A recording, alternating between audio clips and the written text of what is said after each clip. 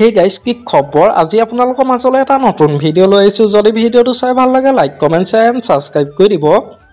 অৱশেষত মুকলি আকাশৰ তললৈ আহিল অভিনেত্ৰী সুমি বৰা ট্ৰেডিং কেলেংকাৰীত সন্দৰ্ভত গ্ৰেপ্তাৰ হোৱা সুমি বৰা এতিয়া জেলৰ পৰা মুক্তি পালে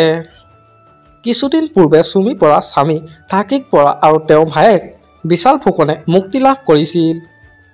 প্ৰায় 8 মাহ ধৰি ৰঙাঘৰৰ আলহী আছিল জনপ্ৰিয় অভিনেত্ৰী সুমি বৰা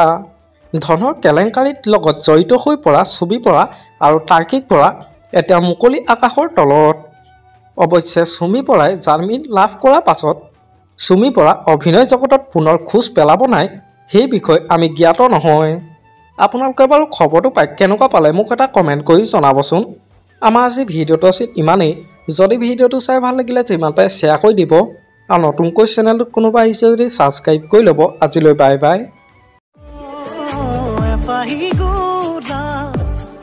তোমাৰ বাবে